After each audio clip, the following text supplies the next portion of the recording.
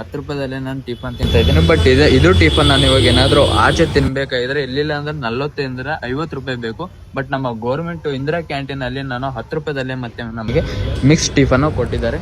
Bro ನೀವು ಎಷ್ಟು ದಿವಸದಿಂದ ಊಟ ಮಾಡ್ತೀವಿ? 3 ತಿಂಗಳಾಯ್ತು. ಇಲ್ಲೇ ಮುಂಜಾನೆ ನಾಷ್ಟ ಇಲ್ಲೇ ಮಾಡ್ತೀವಿ, ಮಧ್ಯಾಹ್ನ ಮಾಡ್ತೀವಿ, ಕೆಲಸ ಇಲ್ಲ ಅಂದ್ರೆ ಇಲ್ಲೇ ಮಾಡ್ತೀವಿ, ಅವರು ರಾತ್ರಿ ಟೈಮ್ಗೆ ಇಲ್ಲೇ ಮಾಡ್ತೀವಿ.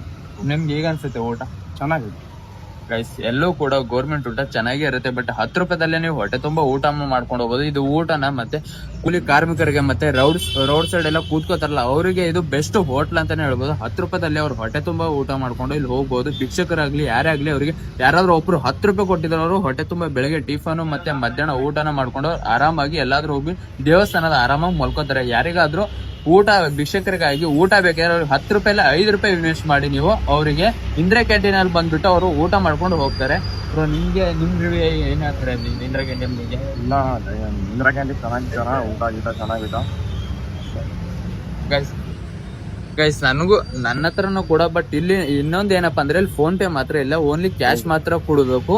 ನಾನು ಹಾಗೆ ಬಂದಿದ್ದೆ, ಬಟ್ ಅಲ್ಲಿ ಎದುರುಗಡೆ ಅಂಗಡಿಯಲ್ಲೇ ಕೇಳಿದೆ, ಬ್ಲಾಗ್ ಅಲ್ಲಿ ಹಾಕಿದೇನಲ್ಲ ಸಿಗ್ಲಿಲ್ಲ ನನಗೆ. ಬಟ್ ಇಲ್ಲಿ ಆ ಅಣ್ಣದವರು ಊಟ ಮಾಡ್ತಾರಲ್ಲ ಅವ್ರು ನನಗೆ ಊಟನ ಕೊಡ್ತಿದ್ರು ಬೆಳಗ್ಗೆ ಟಿಫನ್. ಈ ತರ ಯಾರಿಗಾದ್ರೂ ಒಬ್ರು ಸಿಕ್ಕೇ ಸಿಗ್ತಾರೆ. ದೇವ್ರು ನಮ್ಗೆ ಹುಟ್ಟಿಸೋನೆ ಅಂತಾರೆ. ಎಲ್ಲಾದ್ರೂ ಮೇಯ್ಸಾನೆ ಯಾರು ನಮ್ಗೆ ಊಟ ಹಾಕ್ಸ್ತಾರೆ. ಗೈಸ್ ಎಲ್ರು ಇಂದಿರಾ ಕ್ಯಾಂಟೀನ್ ಊಟ ಮಾಡಿ ಆರಾಮಾಗಿ ಚೆನ್ನಾಗಿರುತ್ತೆ. ಬಟ್ ನಾನು ಇವನ್ನೂ ಟೇಸ್ಟ್ ನೋಡಿಲ್ಲ, ಟೇಸ್ಟ್ ನೋಡೋ ಬನ್ನಿ ಇವಾಗ. Okay bro, thank you.